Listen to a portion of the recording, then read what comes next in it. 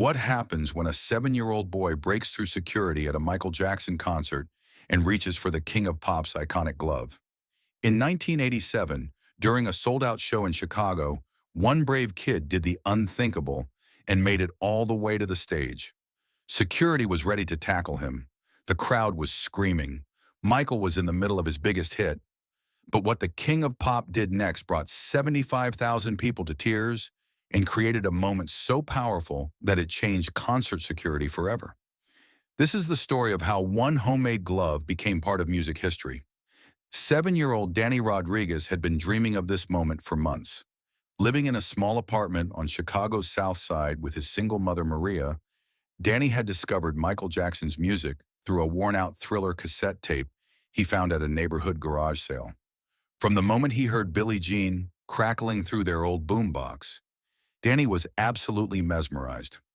Maria worked double shifts at a local factory just to make ends meet. But when she saw how much Michael Jackson's music meant to her son, she knew she had to find a way to get tickets to the Bad World Tour when it came to Chicago Stadium. She saved every spare dollar for 4 months, skipping lunches and taking the bus instead of driving to work. All so she could surprise Danny with the greatest gift she could imagine. The night before the concert, Danny could barely sleep. He had practiced Michael's dance moves in front of their bathroom mirror for hours every day, moonwalking across their small living room until the downstairs neighbors complained about the noise. He had even fashioned his own sequined glove out of an old winter glove and some craft materials from his art class, wearing it constantly until it became as much a part of him as his own hand. Danny wasn't just any ordinary fan. He was a boy who had found hope and joy in Michael's music during some of the darkest times in his young life. When his father left 2 years earlier, Danny had retreated into himself, barely speaking for months. It was Michael's music that had brought him back to life, teaching him that it was okay to dream big, even when life seemed impossible. On the morning of the concert, Maria woke Danny before dawn, both of them too excited to sleep any longer. They took the L train into downtown Chicago, Danny clutching his homemade glove and wearing his best outfit, a white shirt, black pants, and a red leather jacket that Maria had found at a thrift store and altered to fit him perfectly. When they arrived at Chicago Stadium, the energy was absolutely electric. Fans from all over the Midwest had traveled to Chicago for this show, and the atmosphere was unlike anything Danny had ever experienced. Street performers were doing Michael Jackson tributes outside the venue. Vendors were selling official merchandise that Danny could only dream of affording. And everywhere he looked, he saw people of all ages united by their love for the King of Pop. Their seats were in the general admission section on the floor, relatively close to the stage, but still far enough away that Michael would look like a small figure under the bright lights. Danny didn't care. He was going to see his hero in person, and that was all that mattered. As they waited for the show to begin, Danny studied every detail of the massive stage setup, the elaborate set pieces, the giant screens, the complex lighting rigs. Everything was designed to create magic. He watched the crew members making final adjustments and wondered what it would be like to actually meet Michael Jackson, to shake his hand, to tell him how much his music meant to a little boy from Chicago's South Side. Maria watched her son with a mixture of joy and sadness. She knew that Danny's obsession with Michael Jackson was about more than just music. It was about believing in something beautiful and magical in a world that had shown him too much disappointment for someone so young. She had sacrificed a lot to make this night possible, but seeing the pure happiness on Danny's face made every hardship worth it. Neither Danny nor Maria could have predicted that in just a few hours, their lives would be changed forever by a moment of pure impulse that would create one of the most touching stories in concert history. The concert had been everything Danny had dreamed of and more. For the past hour and a half, Michael Jackson had transformed Chicago Stadium into a wonderland of music, dance, and pure electricity. Danny had screamed himself hoarse, singing along to every song, his homemade glove raised high in the air as he tried to mirror every one of Michael's signature moves. The crowd of 75,000 people moved as one organism, swaying and dancing to the rhythm of hits like "The Way You Make Me Feel" and "Smooth Criminal."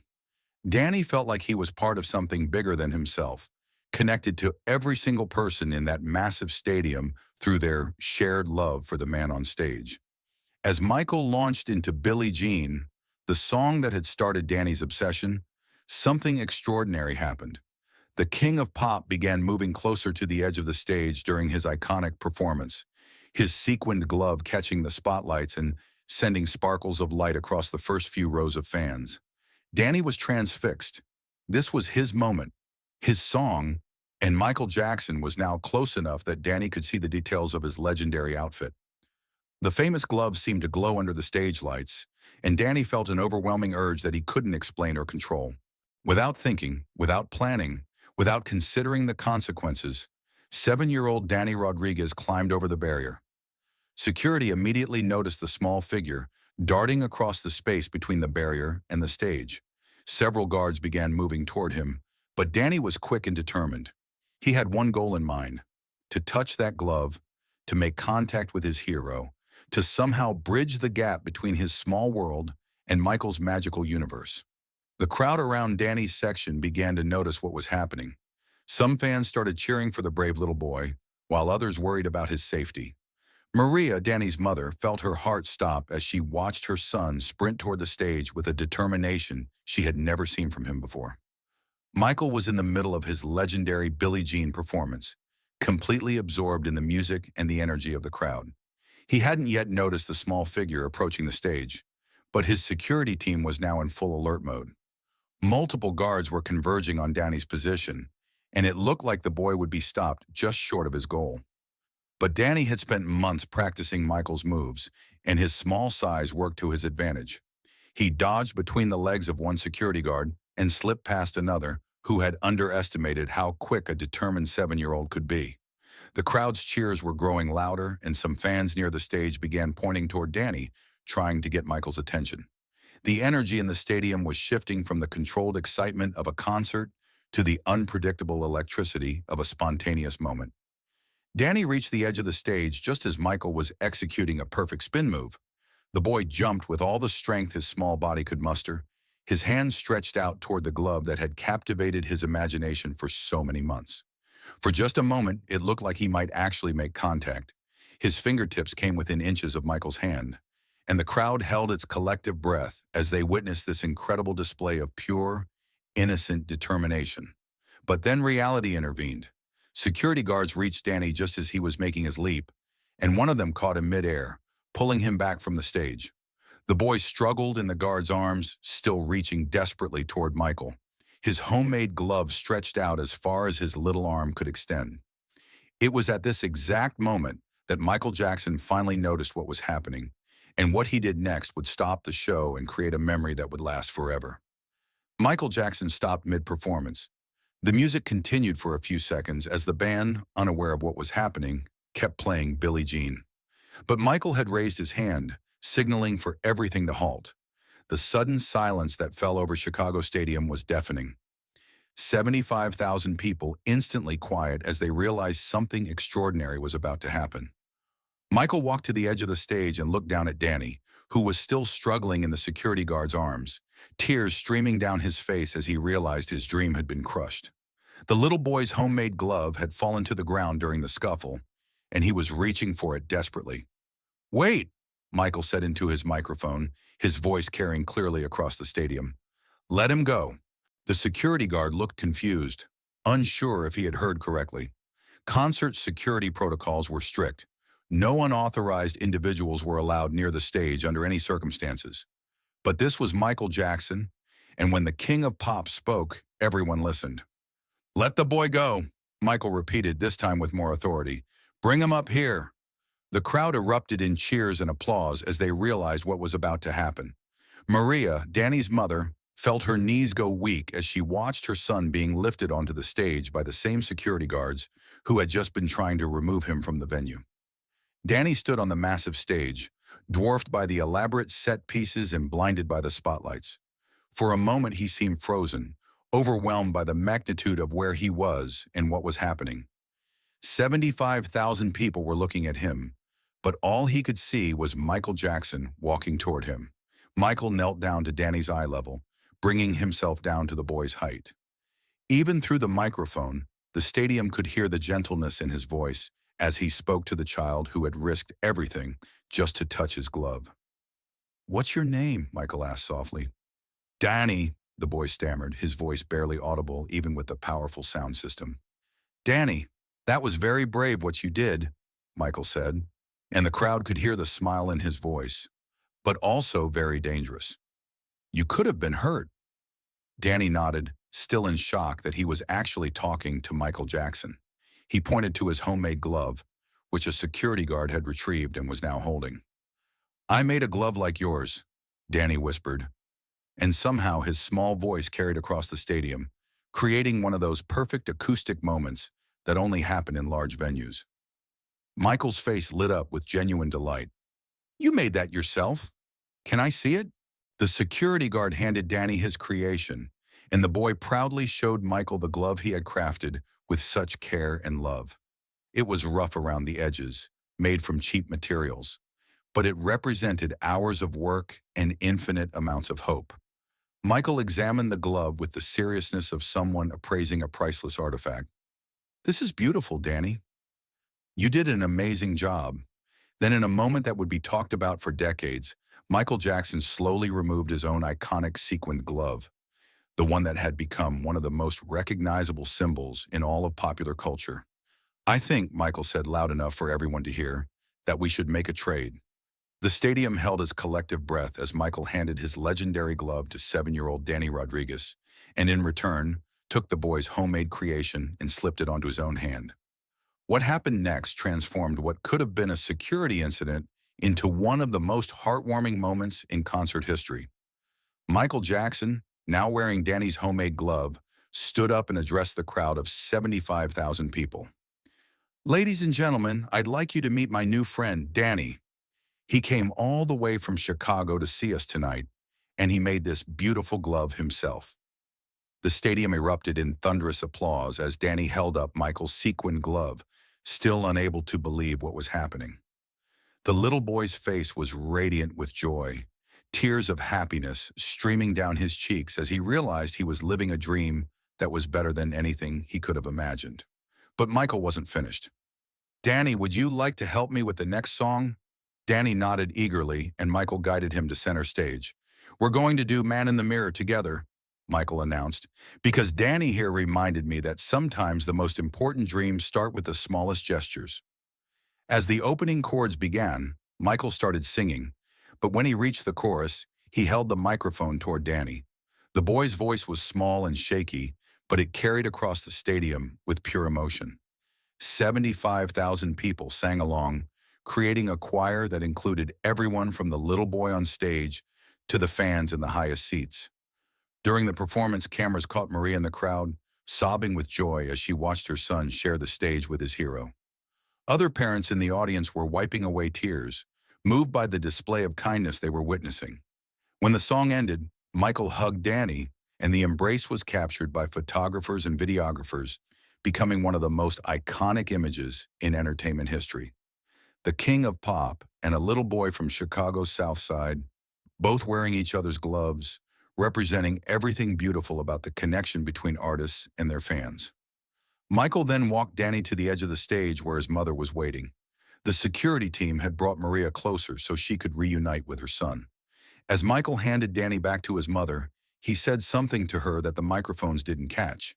But later, Maria would reveal that he had thanked her for raising such a brave and loving child.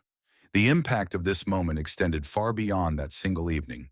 Video footage of Danny and Michael's exchange was broadcast around the world, becoming a symbol of innocence, dreams, and the power of kindness.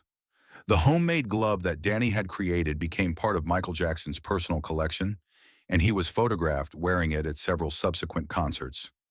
For Danny and Maria, their lives changed dramatically. The story made international news, and they were invited to appear on television shows and in magazines. But more importantly, Danny's confidence was transformed. The shy, withdrawn boy who had struggled after his father left became outgoing and self-assured, inspired by Michael's kindness to believe in himself. Michael Jackson's security protocols were also changed after this incident. While safety remained the top priority, there was now an understanding that sometimes the most beautiful moments come from unexpected interactions with fans. Years later, Danny Rodriguez would become a music teacher, inspired by that night at Chicago Stadium to share the joy of music with other children. He kept Michael's glove in a frame in his classroom, telling his students the story of how one moment of courage led to a lifetime of believing in the impossible. The boy who tried to touch a glove ended up touching the heart of the king of pop and 75,000 fans who witnessed pure magic that night in Chicago. If this incredible story of dreams coming true moved you, please hit that like button right now and share this video with someone who needs to believe in the magic of following their dreams. Your share could be exactly what someone needs to see today to remember that the impossible is just waiting for someone brave enough to reach for it. But before you go, let me ask you something. When was the last time you saw someone choose kindness over protocol? When was the last time you witnessed someone in a position of power stop everything they were doing to lift up a child who dared to dream? This story isn't just about Michael Jackson and Danny Rodriguez. It's about all of us in the moments when we choose to see the humanity in unexpected places. Think about it. Michael could have ignored Danny. Security could have simply removed him. The show could have continued as planned, and 75,000 people would have enjoyed a great concert. But instead, one 7-year-old boy's courage created something much more powerful than entertainment. It created hope. Danny's homemade glove wasn't just craft materials sewn together. It was faith made tangible. It was a little boy's belief that somehow, some way, he could connect with his hero. And Michael Jackson's response wasn't just kindness. It was recognition that sometimes the most profound moments happen when we abandon our plans and embrace the unexpected. Subscribe and ring that notification bell because we have more amazing untold stories that prove dreams do come true. Kindness changes everything, and sometimes the smallest gestures create the biggest miracles. These are the untold stories of Michael Jackson, the moments that show his true heart when the world was watching. But we don't just tell these stories for entertainment. We tell them because the world needs more people like Michael Jackson who recognize that a child's dream is sacred, regardless of security protocols or concert schedules. We tell them because Danny Rodriguez's courage reminds us that sometimes the biggest risks lead to the most beautiful rewards. Every week we bring you stories of ordinary people doing extraordinary things, of celebrities showing their true character when they think nobody's watching, of moments that restore faith in humanity. Because in a world that often feels divided and harsh, these stories remind us of our shared capacity for love, courage, and connection. What's your dream that seems impossible? What's your homemade glove that you've been afraid to show the world? Tell us in the comments below. Your story might inspire thousands of other viewers to take that leap of faith and reach for their own impossible dream. Maybe you're a single parent like Maria, sacrificing everything for your child's happiness. Maybe you're like Danny, young and full of dreams that adults tell you are unrealistic. Maybe you're in a position of influence like Michael, with the power to change someone's life with a single act of kindness. Remember, Danny Rodriguez started that evening as just another face in a crowd of 75,000. By the end of the night, he was wearing Michael Jackson's glove and had touched the hearts of millions around the world. That transformation didn't happen because of luck or coincidence. It happened because a little boy was brave enough to reach for what seemed impossible, and a superstar was humble enough to recognize the sacred in that moment. The distance between dreaming and achieving isn't measured in money, fame, or connections. Sometimes it's just one brave step forward. Sometimes it's the courage to make a glove out of craft supplies and believe it's worthy of the king of pop. Sometimes it's the wisdom to stop a show for something more important than a show. If Danny's story teaches us anything, it's that magic isn't just something that happens to other people in distant places. Magic happens when courage meets kindness, when preparation meets opportunity, when a child's faith encounters an adult's compassion. So hit that like button if this story reminded you that miracles are possible. Share this video with someone who needs to remember that their dreams matter, no matter how impossible they seem. And subscribe because these stories are everywhere. We just need to look for them, tell them, and believe in them. The boy who tried to touch a glove ended up touching hearts around the world. What will you reach for today?